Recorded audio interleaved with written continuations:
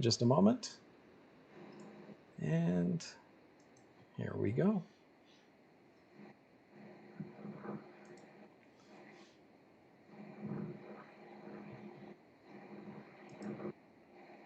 Just a moment. And here we go.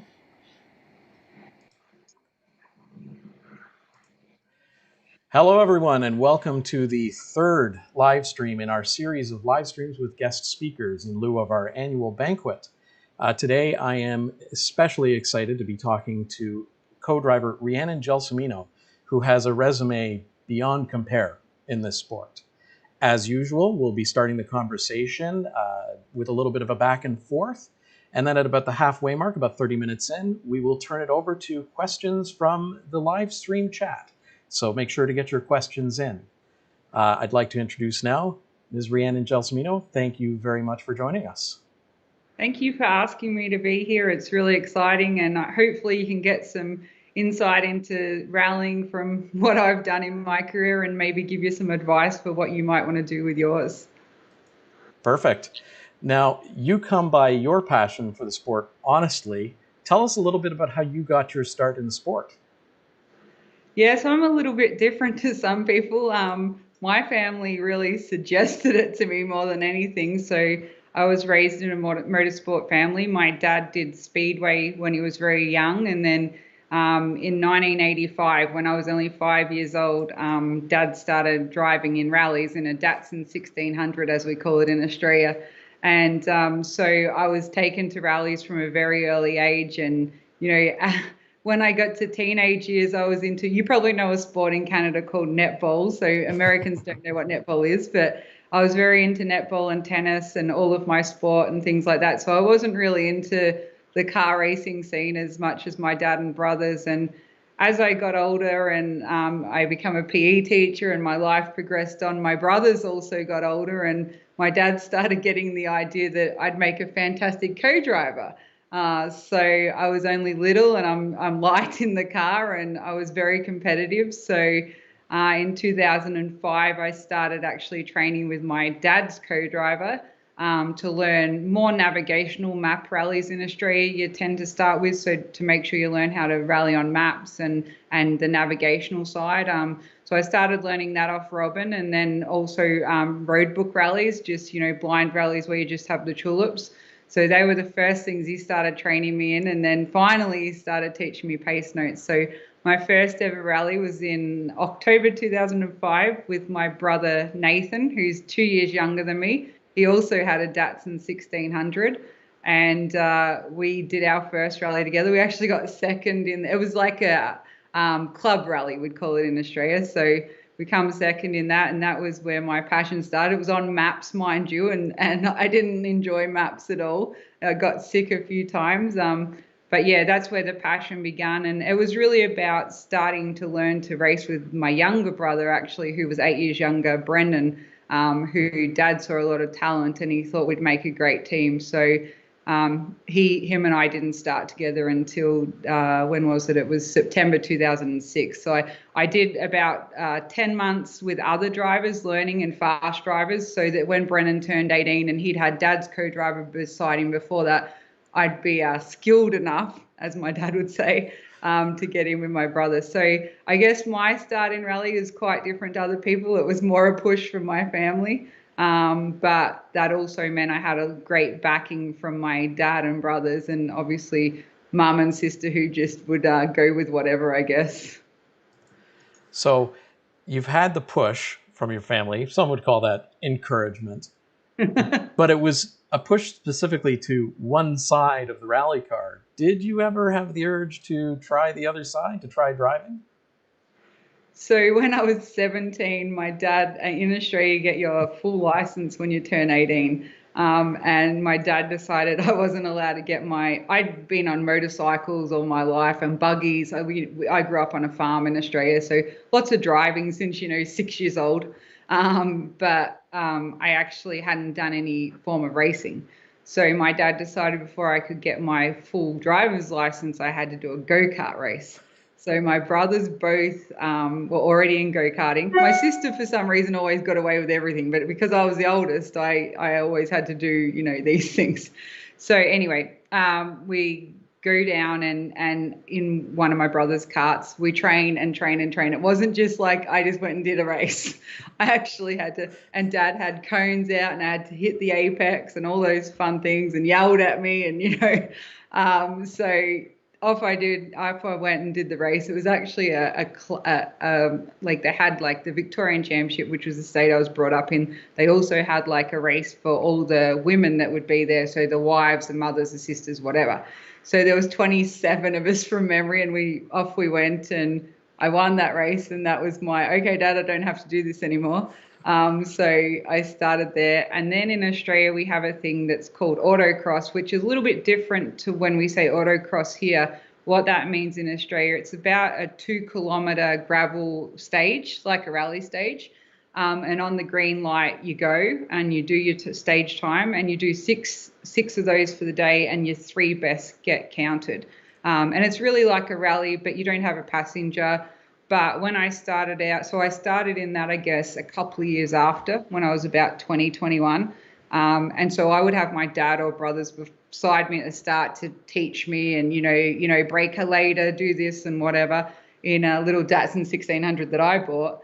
And so we did that. I actually won the ladies championship a few times in the Victorian Championship. I think I come third overall one time. There was usually about 110 cars. It was pretty competitive. It was great Holy fun. smokes. Yeah, it's pretty. So my dad and 2 brothers and I would always try and race. It was on Sundays, and they had a state championship, and there'd be usually 12 a year, and so we'd go around the state doing that. So I started off doing those things before I got into. So I shouldn't say I wasn't interested. I definitely was, but I didn't think that I guess I would ever get into the competitive side of co-driving and things like that. So that leads actually to another interesting question. That experience and the knowledge you gained from it, I'd like to talk a little bit about the fact that you have a reputation for being a co-driver that, how do I put this, is very good at mentoring new drivers and is also very adaptable. And you've had a wide number of drivers in the past, and you've been fast with pretty much all of them. Would you say, how would you describe your knowledge of the other side of the car helping you be adaptable in that way? Yeah, I definitely think there's a few things that have helped me with that. Obviously, the knowledge that I gained from my dad and brothers when they were training me, sitting beside me, teaching me, to drive faster, because obviously I didn't want to be a loser and they didn't want me to be either. There was a lot of encouragement going on there. So I think the feedback I got from them, I understood, about braking, about, how the car handles and things like that. But also from being a PE teacher, I think I learned how to give positive feedback, how to give encouragement. So I think that those 2 things have gelled well as far as what I've chosen to do with my career now is obviously a professional co-driver. So with the background I had in both of those areas, like when we started Oz Rally Pro, I think that that was a good thing because it meant that not only was I coming from a co-driver background and all the rallies I'd done there, I also had done a lot of driving and my teaching as well. So I think all of those things have really aided with the 27, which is crazy, different drivers I've sat with throughout my career. Now, that also, just furthering the thought for a moment, one of the things that we've noticed here in Canada specifically, and I assume it's probably similar elsewhere in the world, is that for some reason, this sport actually seems to attract a disproportionate number of educators to it. Now, you kind of came about it the other way. You use your skills as an educator to help with your adaptability in the car. But what do you think makes this sport particularly interesting to people who tend to the profession of educating or similar professions? That's actually an interesting question. Mainly the people we train, which has been very interesting to us, are engineers. So we've trained a lot of engineers that have come to us, and, they're either a driver or co-driver. So I would say probably 60-70% of the people that Oz Rally Pro have trained are engineers, which is quite crazy to us. as far as an educator and me coming from the PE side of things, for me personally, I guess, I enjoy teamwork. I enjoy that side of,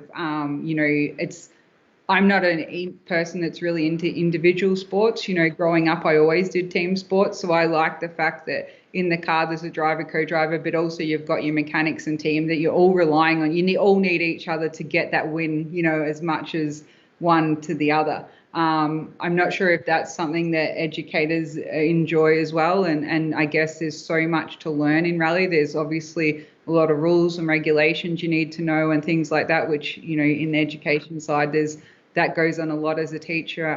There's a lot of red tape, as we'd say in Australia.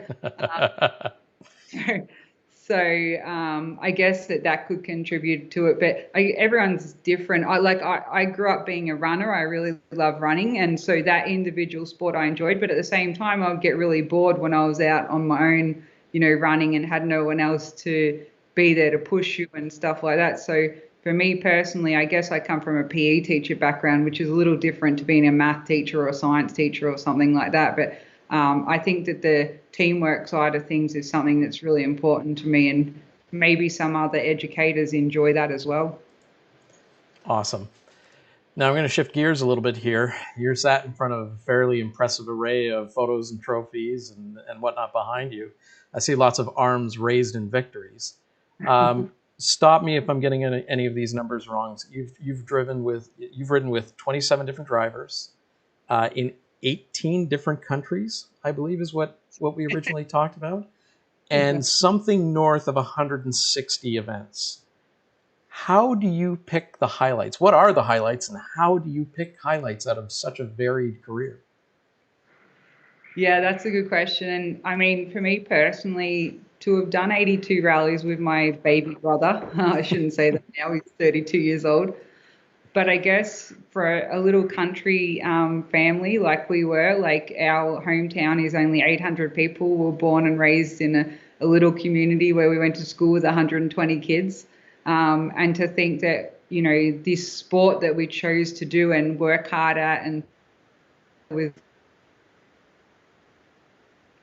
the world, and to be honest with you, I didn't get my passport until 2008. So we're talking only 12 years ago. So in 2005, I start rallying in October. By 2008, I'm like, oh, I need to get a passport because maybe I need to leave Australia to go do some racing, So when I look at my career as a whole, I guess the most exciting thing for me was I was 27, 28 years old before I'd even left Australia. So to think what has now happened with my life compared to, that point where I didn't even have a passport. I actually had no thought in my mind that I was going to travel. I thought Australia was the best country in the world, and why do I need to go anywhere else? So from looking at it as a whole, the actual travel and that side of it has been pretty incredible. One of the other highlights was in 2010, Brennan and I won the Pacific Cup, which is part of the Asia Pacific Rally Championship. So you need to win rounds in the Pacific area or rounds in the Asia area, sort of thing is how it works. So Brennan and I won the Pacific Cup, and that won him a chance to be in the 16 different young drivers, which were under 22 or something like that, to do a shootout in Spain for the Pirelli Star drivers. So in those so Brendan got selected by the FIA, and we went to Spain, and there was 16, including someone like Craig Breen. And Brendan and I actually won that shootout. So that shootout was like driving. They did a driving test on gravel and tarmac. They did fitness testing, which Brendan won all of that, which was pretty cool as well, considering at the time he was a truck driver in Australia. And there was media interviews. There was 5 different things that they got points on, and we won it. So by winning that meant that we got 6 rounds in the KWRC for free. So paid for by Pirelli. So to think back in my career, like at that stage, Brennan and I had raced in New Zealand. We'd raced in New Caledonia. I'd raced in Japan with Emma Gilmore because I was actually in the Subaru factory team with Motor Image in the Asia Pacific in 2009. So I'd done a bit of more traveling, but nothing really in Europe and racing there. But this to get, like, for us, we could never have afforded to do something like that. It would have meant selling, a truck and whatever in the business, putting itself in a lot of stress. So to win that was just incredible. And that meant that then it opened up our eyes to what was, ahead of us and what we could actually achieve. So in 2011, we got to do 6 rounds of the JWRC, plus we did the WRC in Australia. So we actually did 7 rounds of the WRC in 2011. And that's just a huge career highlight to me, because if we hadn't, well, if my brother, I shouldn't say we, hadn't won the Pirelli Star Driver shootout, then we would never have had that opportunity, because we just wouldn't have had the funds to do it. So if I look at it as a whole, that's where I would think is the biggest highlight. Going through those stories, can you think of a moment where, sorry, let me start this question again. Many co-drivers pride themselves on their preparation, their readiness for the event. But even with all of that background practice and work, sometimes we end up surprising ourselves. Can you think of a moment through that period where you had like a moment where like everything was sinking and all the adversity just seemed to fall away?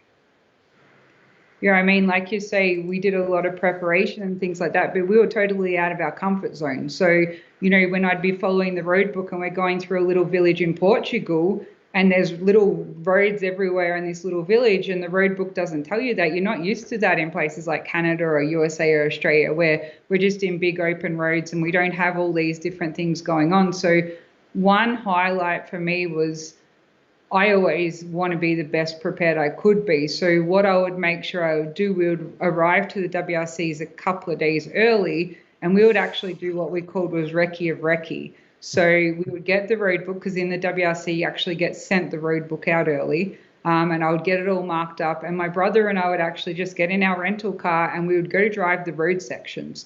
So totally legal. We'd see lots of, WRC guys doing the same thing. You just can't drive on the stages.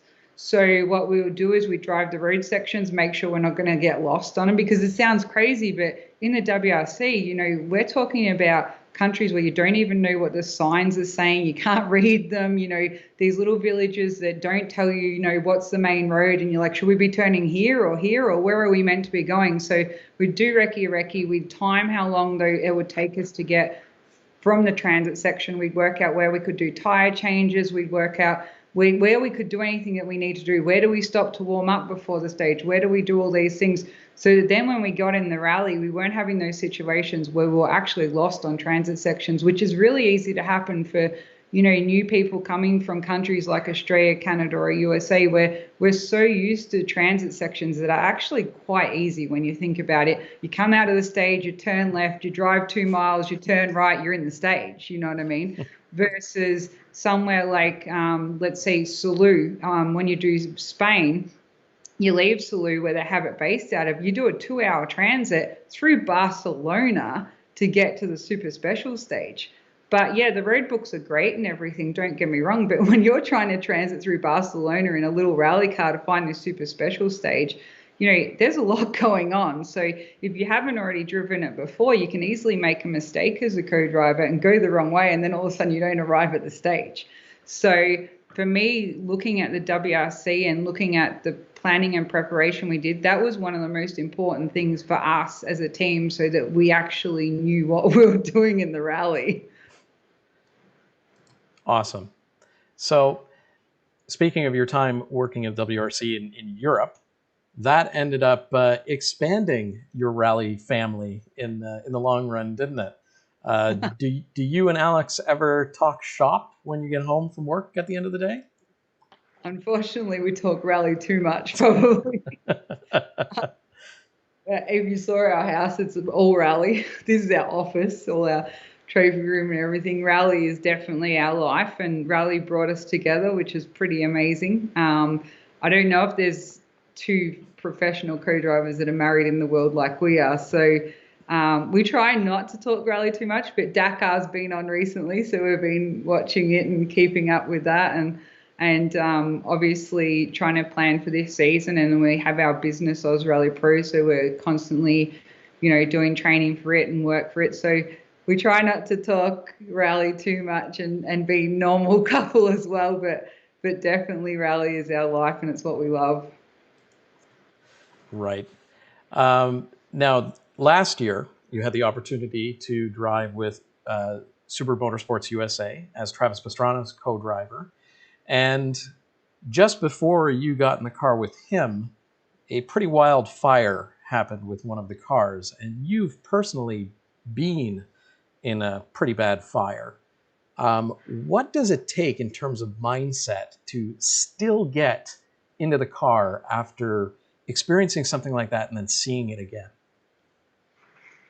Yeah, it wasn't nice coming across Travis's car on fire, that's for sure. I was with Joseph Burke in that event. And unfortunately, as people would know, Travis and Chrissy lost the car, which was devastating to the team. But for me, who had been in a car fire with Nick Roberts back in 2014 at the Oregon Trail Rally, it's never a nice thing. Alex was in one with Ken as well in 2018 at the New England Forest Rally when their Cosy burnt. So luckily, Alex got out with no injuries, and Ken did as well, and same with Chrissy and Travis. But obviously, with mine, it was a little bit different. Nick and I had the prop shaft break on a chicane, and we didn't realize. We could hear something was broken, but typical rally press on regardless, and we just thought that we'll get to the end of the stage and see what's wrong. And unfortunately, on a straight, we were probably doing, I don't know, 90 to 100 miles per hour. 180 kilometers per hour. So we were going pretty fast down there, and the prop shaft punctured the fuel tank and the car just burst into flames.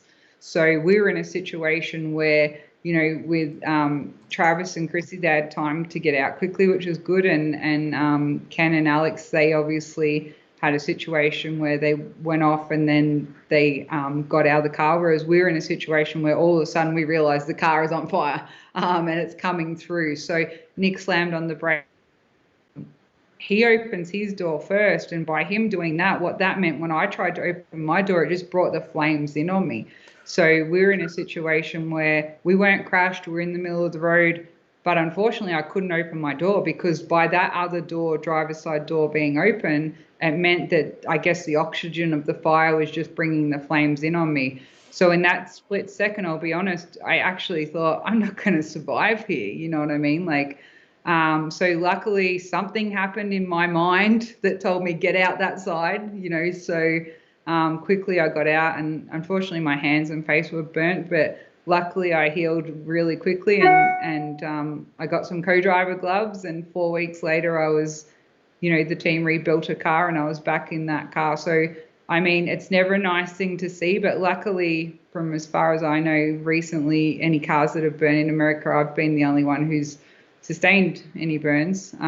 So that's a good thing. Everyone's been able to get out, but things like fire suppression systems are really important because possibly that saved my life that day. Yeah, they don't save the car, but they give you time to get out. So by that working, and Nick had all the safety measures inside that car, which is fantastic. I choose personally to wear boots, to wear socks, to wear the underwear, to wear the balaclava. Like in America, I can't remember in Canada, but in America we only have the suit, the hands, and the helmet.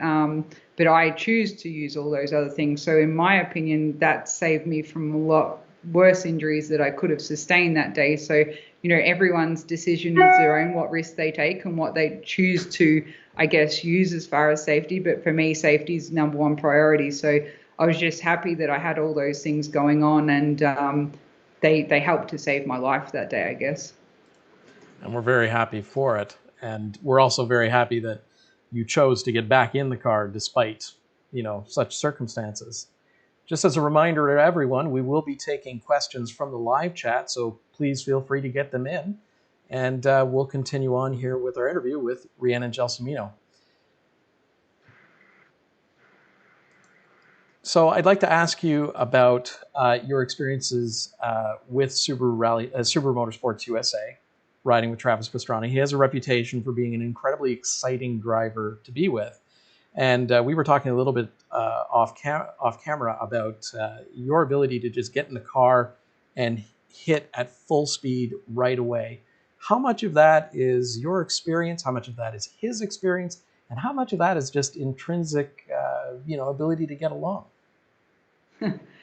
Yeah, to be honest, leading up to that rally, it was really important for us to do a lot of homework to get to know each other. Travis and I have known each other for quite a few years now, but that was just as a Hyatt rally and things like that. Nothing to do with working together or being in a car when you're doing 120 miles per hour and you're jumping over a crest.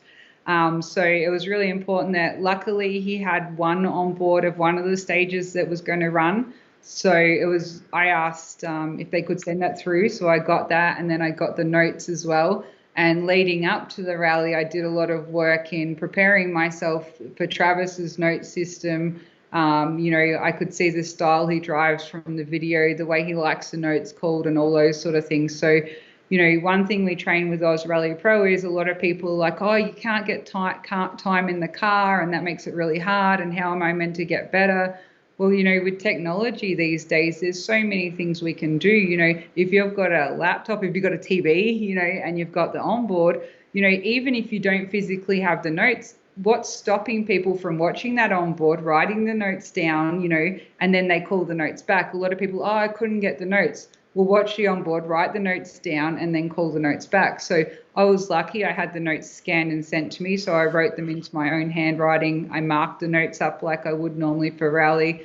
So what that meant was Travis and I had quite a few, I think it was 4 weeks maybe between the two events, to then from when he booked me, we could prepare. So what I would do is I would video what I was doing, send it to him, and then he would say, okay, let's change this note, let's do this and whatever. So what that then led to was when we got to testing for the rally at Ojibwe, when we got in that car together, I knew his system, he knew my voice, he knew my inflections. We totally understood how it was going to work. So the test just gelled straight away. And there was no questions of, would you like me to do it this way? Do you need me to change my voice anyway? And all those sort of things. So that was a really good start for us. And then on recce, we found that we get along really well. We have similar personalities, similar upbringings and things like that. He seems like a brother to me, so it meant that because we get along well, everything just flowed easy.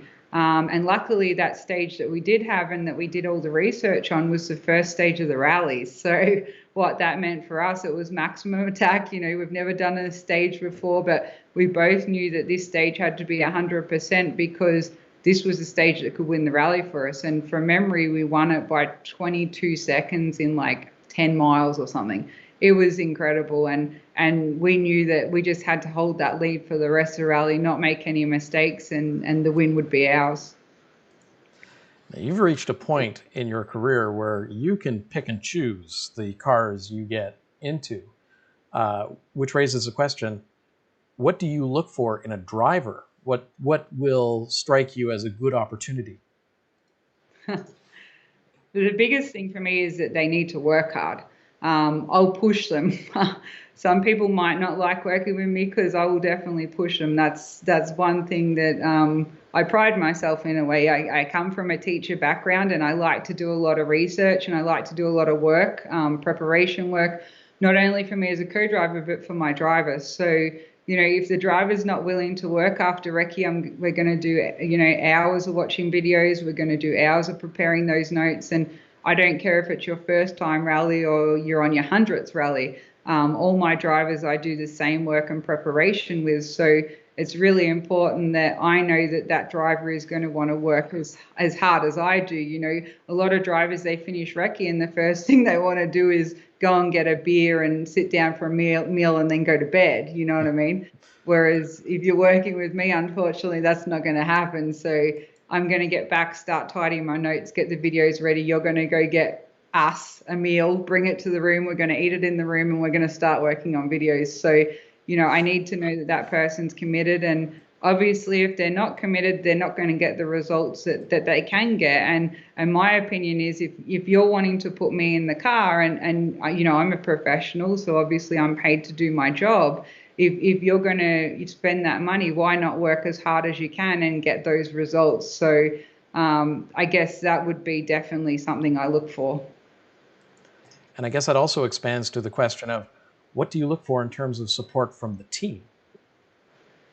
As far as the team's concerned, there's a few little things that I ask and they're really good. There's things like I do service sheets when we come into service, which the team loves. When we're coming in, I check with Travis. So I have a whole list and we fill it in. And I know a lot of people say, oh, I don't need that with technology. We just text. Well, a lot of time we don't have, the text. And for the service crew, they love it. You hand them a sheet, they put on the windscreen, they can double check that we've ticked everything off. So it's really important that we have a good communication, because I'm really the one that is communicating with, our three main mechanics that we work with, any issues we've had, what needs to be done, that service sheet that I give them, those sort of things I learned when, I was in the WRC with M Sport, and they always made us do that. And to me, if they're doing that at the highest level at M Sport, why couldn't I do that with all the rest of my drivers? So the communication that I have between those guys is definitely one of the most important things for me,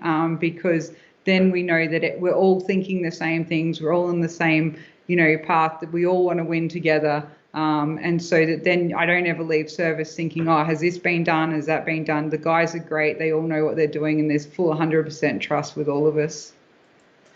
Do you ever get involved in strategy planning with your drivers or with your team? And what does that look like? Travis and I personally usually have some goals that we try and set, as far as, stages that we need to push hard on, stages that he feels that, he has an advantage on, I guess. And that's the same for any driver. In America, it's a little bit different. A strategy you should have, say, in the WRC, where you have tire regulations of you can only use 24 tires for the rally, or it sounds crazy, but, so you actually have to sit down and work out, when are we going to put these tires on, when are we going to rotate, when are we going to stop on the side of the road and do this. Whereas because we don't have those regulations here in Canada or in America, you don't have to do those strategies as much. It's more about what stages do we have background knowledge in, what stages should we be pushing in, like we did at Ojibwe with that stage that we'd done the homework on. What stages do we think that is the biggest advantage to us? Where do we think we might lose time? If we're going to lose time, why is that? What do we need to do better, and things like that. So I think that the strategy and tactics is something that I definitely use more in the WRC because of their rules and regulations with everything. But then here in America or Canada, obviously you can definitely still use it as far as your knowledge and background of stages that you've done previously. Shifting gears and a little bit more lighthearted, one of the 18 countries that you've competed in has been Canada. What's your best memory of rallying in the Great White North? Unfortunately, I've only got to rally in Canada twice from memory, which is Pacific Forest Rally in 2017 and Piers Nage in 2017. So both times was 2017 when I think about it. I've actually been up to Big White a few times because Alex has done it, and I've been there, and I've done recce of Big White. Alex and I did recce one time because it's good for us to practice our skills and stuff with our training business and things like that. So I must admit, Piers Nage was one challenging rally. My goodness, all the rallies I've done everywhere in my career, I have never had such a long day of competition. I think it was 180 kilometers maybe of stage in one day. I could be wrong, but I'm pretty sure it was. We started early. We finished like midnight or something. I was with Ryan in the RAV4, and we won two-wheel drive, which was great. But I just remember it was cold, it was long, and I was just like, this isn't a WRC day. But obviously it was one day versus a WRC, which is 3 or 4 days. But still, that length of the day was such a challenge. So great event, great experience. I haven't done I've done, a handful of snow rallies, but not a huge amount of snow rallies. So it was fun to go and do that. I don't like the cold, so that was definitely a challenge. I think I fell on ice quite a few times. But yeah, it was a really fun event, and hopefully I'll get to do it another time. And I mean, Pacific Forest Rally is a great rally. The stages are beautiful. I think I'd been up there another time with Alex as well, where I hadn't competed. So it's another great rally, but hopefully I'll get to race in Canada more times. It's been a bit hard with COVID restrictions and borders closed and everything like that. Like last year, I competed with 7 different drivers because of the, challenging, crazy year of COVID. And I was sort of all over the place. I still got to do 11 rallies, which is fantastic considering the season that we had. But obviously there wasn't an opportunity to even go to Canada to race. So that's always hard, but hopefully I'll get to race there more, that's for sure. And we'd love to have you up here to do it. Well, we've reached about the halfway point in our live stream, and questions are starting to roll in. So I'm going to shift gears now, and I think I've said that a couple of times. I'm going to have to stay away from the cliches. We're going to take some questions from the live stream, questions and comments. First of all, I do have to give a little bit of a shout out here to longstanding member, club member Roger Sanderson, who liked the call out to educators because he was one. He's retired now. So hello, Roger. Maddie 1035, Maddie T 1035, sorry, asks, do you have a single event that stands out over the 160 that you've done in your mind, and why? Oh, I love Rally Finland. It's just incredible. I've got to do it twice, in 2011, 2012, and it was just something you would watch on TV and you're like, oh, imagine doing Rally Finland. So it was definitely the thing that I always dreamed of, going to Finland and competing. To do it twice, the jumps, the way that you have to write your notes, the way the car handles, doing Finland twice is definitely a highlight in my career. And hopefully one day I'll get to do it in an R5 or a WRC car, because both of those times was in an R2. So I've also done the Tommi Mäkinen Snow School in 2011 in Finland. That was in an open class Subaru. So that was awesome because I got to sit next to Tommi Mäkinen and he was showing my brother and I how you actually, take the jumps and corners. And I was like holding on for dear life. So Finland's definitely a highlight for me. I guess the follow-up to that would be, you've done all these events, but are there any on the calendar in any series that you have your eye on that you'd really like to try that you haven't done yet? Yeah, I'd really love to do WRC Sweden, even though now it's been cancelled this year. But like I said before, I don't have a huge amount of snow background and knowledge. And the one thing that I learned at the Tommi Mäkinen Snow School is when you get to race with proper studs and you get to go flat out, it is so incredibly awesome. So I would love to do a rally where we actually get to use studs and push hard in snow, because, somewhere like Sweden, that's obviously possible. And I think that would be pretty incredible to do one day. All right, going on here, we've got reading your mind, spelt quite unusually. I'm going to paraphrase this question because we've already covered part of it. He, I believe, is a Codriver, or she, and says they're having a little bit of difficulty finding opportunities to get into the sport. What sort of recommendations would you have for someone just getting their start to finding rides? There's a few good groups on Facebook that, people are looking for co-drivers, or you can put your name out there and say, hey, I'm trying to get into the sport, or you're already in the sport, and say what your, background is. It's always really important to put a CV together, even if you don't have much experience. So the driver can have an idea of what your background is, what your knowledge is, as far as you may be a mechanic, but you haven't really done many rallies, but to that team, you bring your mechanical knowledge, so if you're stuck on the side of the road, maybe you can fix that car. So a lot of new people come to us and they're like, how do I get opportunities?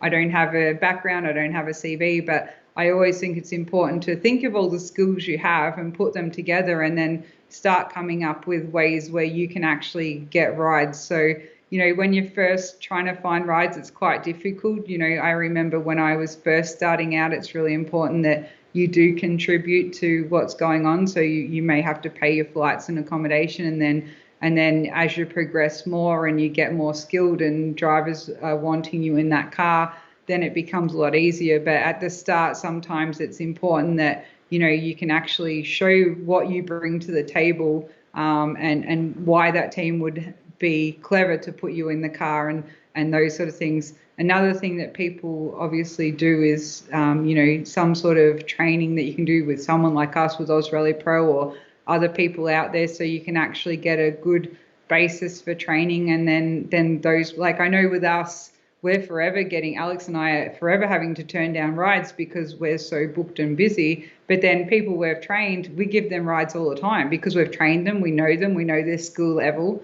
So then we can then say, hey, this person we trained, they'd be perfect for you. Because some people contact us and there's someone that's willing to pay. So, you're going to advise someone that's of a higher skill set. And then someone's like, they don't have any budget, they're just starting out. Oh, perfect. We'll put you with this person that's just starting as well. So there's a few different things that you can try, but definitely there's a few. I think the Facebook pages are a great idea because there's definitely always drivers there asking for people, who can do events and things like that.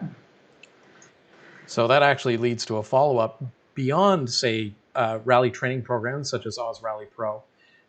What other things can drivers or co-drivers do outside of the car to stay in practice or to refine their skills? Yeah, so definitely going and doing recce practice is really important. So if you and your co-driver live close by, you can obviously go and find a gravel road. And recce practice is obviously just in your normal car at normal road speed, so 30 miles per hour, just like you would in recce, and practice doing those notes. And the co-driver practices writing them down. And then at the same time, video that. So then when you go back, you watch the video and you can practice more with the videos. So that's something you can do together. If you find that you don't live near a co-driver and you're just finding that it's really difficult, one great thing that Alex and I even do at our level still is people we're going to work with, like I mentioned before, you get their on boards, you write down their notes, you call them back to the video and things like that. So even though rally isn't something that's easy to go and test and practice and things like that all the time, there's still things that you can do in off season or things that you can do with technology as far as GoPros and recording you going for a drive and practicing, using YouTube to then find people's onboards and calling those notes back to the onboards. So there's still a lot of things that you can do even though you're not in a rally car. Ragged Edged Rally asks, well, we touched on this a little bit, but we'll get a little bit of an expansion. What sort of personality traits will improve the relationship in the car between driver and co-driver? Seriousness or a sense of humor? What sort of things? I think that it's really important that you're calm in the car, so that then you don't cause, like, especially with your voice. It's really important from a co-driver's side, especially because if we show that we're scared or we're nervous inside that car by our tone or pitch of our voice, that calmness that we can show throughout the stage then will make the driver calm, and then they can do a better job. So I think that it's really important that you don't get stressed inside the car. You're always communicating what you need to. There's a lot of co-drivers that think that, or drivers even, that they think they need to talk in the stage. You know what I mean? In the stage, it's important that you are just doing your job. So when I say that is the co-driver is calling those notes that are written and the driver is driving. Far too often I hear the driver talking back to the co-driver. That then interrupts the co-driver. The co-driver falls off notes and it causes a problem. So it's really important that inside the car you have that understanding that when we're in this stage, we need to just focus on the job we're doing. Driver driving, no comment, unless, oh, we've got to puncture, how far to go, something like that. Co-driver calling the notes. I don't, this may sound boring, but I don't want to see a co-driver that comes around, woohoo, well done, awesome work, because what then happens is sometimes the driver then goes 3 corners down and crashes because they're like, yeah, I'm awesome. Ego boost. And then all of a sudden they put it off. So, really try and keep calm in the car. Once you've finished your stage, tell them the stage time, oh, great work, 5:35. Then you can discuss all those things, So the personality, yeah, it's really important. I'm a really happy, easy-go-lucky person. But in the car, you won't hear me like showing my personality as far as, saying comments or things like that, or, being crazy or anything like that, because you're in a high risk situation. So, on the transit sections, yeah, for sure, talk away, have fun, and whatever. But as far as I'm concerned, the personality, the most important part of it is just a calm, low stress personality in that car. I'm actually going to take what you just said and I'm going to ask a completely off the wall question that it's my question. This is coming straight from me. One of the things that boggles my mind, I don't know what it is. I have a very tough time splitting my attention between two tasks. And I'm sure many of our membership shares the same issue. But when a driver calls for a change in the notes while you're on a stage, how do you split your attention enough to make the change in the notes and then stay on track with what you're doing? What is the technique for that? So I personally hold a red pen, and the reason for holding a red pen versus a pencil is if you hold the pencil and you mark it, you don't actually know where it is because all of your notes are in pencil. So what I do is I mark it with the red pen. If I then am busy and need to call the next note, I call the next note and I look where I put that mark with the red pen so that then I can come back and write the don't cut or the stay in or the caution or whatever was added by the driver changes it from a 5 to a 4, whatever happens. So the red pen has been something that I started in 2009 when my teammate in the Asia Pacific, he was more experienced than me and he actually suggested. And for me personally, like in the stage, that's one thing that's good you bring that up. It's really important as the co-driver, you're holding the pace notebook, but you also got the pencil in hand. And for me, the pencil is a red pen. So if they do make that change, well, you have some people that will watch you on board, they're having to get the pencil, they're pulling it up, they're having to make the change, then they miss the next two corners. You know what I mean? So it's really important that it's hard because you're holding the book, you've got the pen in your hand, you're turning the pages and all of those things. But if the driver's making changes and you have to run that stage again, you don't want to have missed those changes because guess what? The next time you come around, if he changed it he or she changed it from a 5 to a 4 and they take it as a 5 again, you could crash. So it's really important that those changes are made. And for me personally, the red pen has worked really well with helping with that. Thank you very much. Justin No Zamet, problem. Justin Zamet asks, when you are talking about pushing on a stage, I mean, most people understand what that means from the driver's standpoint, but what does it mean in the co-driver's seat, pushing on a stage? I guess for the co-driver, it's the same always. You know what the focus is. The focus is always 100%. But it's also important that you know that there may be times where, you're pushing from 100 to 110%. So there can be more times and more moments going on. So for you as the co-driver, if you know that, this stage is really important to win and we need to be on maximum attack, that means everything we need, every apex we need to hit, we need to make sure that every single note we have written is absolutely perfect. So if and look, realistically, when you're working with Travis or someone like that, virtually every stage is maximum attack. But it just means that, I guess for me personally, when I think about it, my job doesn't change. It just means that I know that the driver may drive more aggressively. They may be pushing a little bit harder than usual. So it's just important that you remain calm, even if you have moments and things like that, because at the end of the day, your calmness then will calm the driver down and hopefully pull them back if they need to be. Can you think of one particular time where you really were on maximum attack, like one that stands out in your mind? Oh, definitely that first stage at Ojibwe that I was talking about before when we'd done that research of the stage and we knew that we were first ever stage together for Travis and I, and we knew that we wanted to win it and we wanted to win it by a margin. So, there was a couple moments in that stage. There was some big jumps and things like that, but we obviously knew that we had a goal, and that goal was to win the rally from that point, really. And like I said, 22 seconds is a huge stage win to take when you've got Barry McKenna and Brandon Semenek there. We've got a really good competition happening here at the moment in Australia. Those three are so close. We get to the end of the stage and the three of us could be separated by a second, so that one stage is definitely a highlight in my career as far as two people getting in a rally car for the first time in a stage and pushing maximum attack where you're both 100% on your game and you get at the end and that's your time. And it's just, for me, it's one of the best feelings in the world. I'm going to paraphrase the next question slightly. David Bell asks, he asks about co-driver tone of voice and how you would use that to sort of adjust the driver's focus, attention, or speed. So the tone of voice, in my opinion, is one of the most important things as your job as a co-driver. So, you know, you watch many different people. Some people are too pitchy. Some people are too monotone.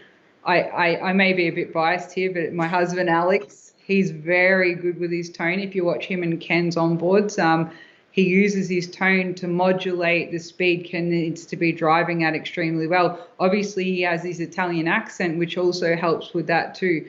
So from when we're training people, when we're watching onboards and things like that, you want to try and keep a nice calm tone. But then when you have something like a change in speed, so say you're going along and your driver uses a 1 to 6 system where 6 is as fast as they go and a 1 is a hairpin.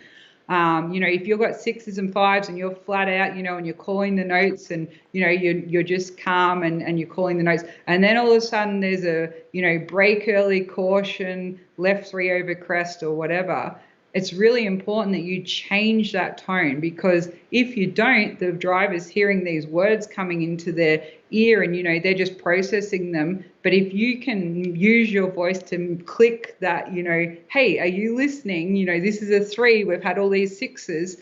So as far as using your tone, use it in that way. Also, if you repeat notes, some people will say repeat, so they'll say repeat 3 left or whatever. For me personally, I just like to make my repeat in a different tone. So I don't need to say the word repeat because it's an extra word I'd need to say, but I just need to say the tone differently. So whoever my driver is, they know, oh yeah, Rhiannon's just repeated that 3. So you may even have a situation where you have like, let's just say it's a 6 left, opens, tightens 3. So that's quite a long corner. You know, it's a 6 left, it's going to open, and it tightens 3. So we're in the 6 left, we're in the opens, and then all I would repeat is tightens 3. But when I repeat that tightens 3, I'm going to make sure that I pronounce it in a way that they really listen and it goes in so they're like, oh, here's the tightens 3. So sometimes I'll see people repeat that whole thing, but at the end of the day, if you've got a 6 left, opens, tightens 3, and you're already in the 6, why do we repeat the 6? All that needs to be repeated is the 3. So always think about where your tone needs to, you know, grab your driver's attention. Why does it need to do that? It doesn't need to do that when you're in flat out situations of 6s, you know, max 6, fine, just call them. But all of a sudden when there's a change of tempo in the stage, that's when you need to change your tone. It's interesting because we do that in our daily lives, but we don't think about doing that in the car. Brandon Pace, as a true gearhead here, is wondering, out of the over 160 rallies that you've done as a co-driver, what rally car stands out the most in your memory? Oh, that's a really good question. I've been in so many cool cars. I've been really lucky. I mean, this Subaru with Travis is pretty awesome, to be honest with you. I've only been in a world rally car at the Monza Rally Show, which if you guys followed the WRC, they had the final WRC of last year at Monza. So I've done that rally in a WRC Ford with an M Sport car, which is obviously pretty awesome. But in all honesty, this Subaru that Travis and I are in is a pretty amazing piece of work. So they've done an amazing job here in America building this car, and it's definitely something that I really enjoy going in. And, you know, I've been in some classics. My brother Brennan has built a Datsun 1600, which I don't know if any of you ever follow it, but I think it's probably the nicest one in the world. It's pretty epic. So that's been a cool classic car that I've got to go in. Joseph Burke's Evo that he has is a pretty awesome car that, you know, I think is probably a one-off really. But yeah, when I think about some of the highlights and some of the speed and things like that, that Subaru that I sit in with Travis is one epic car. Ragged Edged Rally, once again, has another question here. He's wondering if you've heard about Rally of the Tall Pines, what you've heard about it, and would you be interested in coming up and doing it? I've heard it's scary. I've heard there's lots of jumps. I think I'm thinking about the right rally, am I? So far, you're describing it correctly. Yeah, absolutely. My husband's done it a couple of times with Ken, I'm pretty sure, and Hmm. I've definitely heard him talk about it as a challenging rally and very difficult rally, and there's lots of jump. I think it's maybe a bit like Finland, is it, when they're talking about lots of jumps? Uh, it, so Rally of the Tall Pines has a reputation for being sort of the final exam in Canada. It used to be the final round, and yes, quite famously, one of our major memories is of Ken and Alex coming up and crashing pretty significantly Tall Pines 2008 while chasing Antoine Lestage for the North American Cup. But yes, it's they call it winter roads, but summer winter roads, but summer ditches. There's very little ditch on the edge of the roads, lots of crest, very very very fast roads for Canada. Is that the Yeah, sort of event that would appeal to you? I've definitely heard some stories from Alex, and I mean, I'm open to doing any rallies. It's not like I ever say I'm not going to do a rally. I love the challenge of going different places, different countries, different events. I've competed in over 18 countries, like you said, and over 160 rallies. So for me to compete in different places and different events and new challenges is always fantastic. So hopefully one time I will get to do it, and I guess I'll have my eyes open to definitely the challenge that I've heard about. And fair warning, it's another 1 day 200-kilometer rally. So up at 5 a.m. and maybe back to bed again at 3 the next. So we hope to see you up for that. Getting close to wrapping up the live stream, just wanted to ask, uh, what sort of events do you want us to do in the future? What does the future hold for you? Yeah, I mean, to be honest with you, for me personally, my ultimate goal is to be in a WRC and a WRC car. I'm 40 years old, and I think that there's still time for that. But there's obviously the challenges of doing that. I currently live in America, so if you want to be in the WRC full time, there's obviously you really need to be in Europe. So it's one of those things that for me, my career goal is to be a full-time WRC co-driver, but right now, racing here in America and doing rallies with Travis and Subaru has been incredible. And being in a factory team is obviously the ultimate goal because, last year working with 7 different drivers and 7 different cars for 11 rallies, it's a huge challenge. You're always dealing with different personalities, different cars, different teams. Every different rally is a different thing that you need to prepare for. So for me personally, knowing that I could be with one driver and one championship with a manufacturer is always important. But I know that I haven't given up my hopes and dreams of, being in the WRC again in a full-time ride at some point. I need a few more English speaking drivers, I always say to people, because if you look at the top end, we've got like Alpha Evans and you've got Craig Breen, who's doing some rallies with Hyundai as well. But a lot of the Gus Greensmith, which Alex has actually worked with, a lot of the drivers don't speak English, and I'm a typical Aussie. I only speak one language, and that's English. So, or Aussie, as Alex calls it. So I know that for me personally, but as far as rally as a whole, I think that when I look at America in particular, the ARA's got 9 national rallies and I think 11 regional rallies scheduled for 2021, which is incredible to think that they've got so many rallies scheduled. And Canada always has a fantastic schedule of events as well. The hardest part with America and Canada is the same as Australia. We're huge countries. So to get from one rally to the next is quite expensive, and it's a lot of time off work for people. So that's always a challenge in places like Australia, Canada, and USA, because for teams to actually cross over and do events on the other side of the country isn't that easy. So, it's great to see all the events that do run and, all the opportunities for rallying we do have in this area of the world versus some other places, they don't have so many events to choose from. So I think the sport is really strong in this part of the world at the moment, even with what's happened with COVID.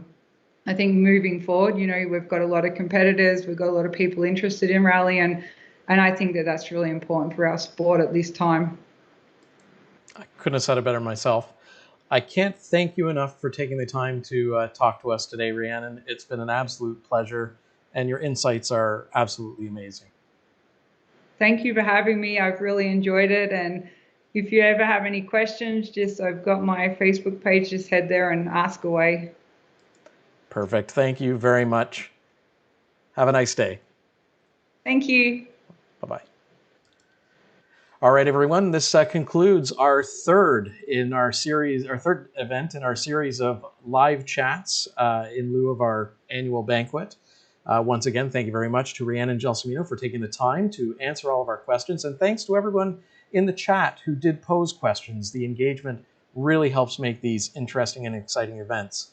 Hope you will all join us for the final of our live chats next weekend at 3 o'clock, where we'll be talking to another amazing co-driver, Leanne Janella, and she's got some very interesting insights into her current work and her work with the Women's in Motorsports Council for Canada.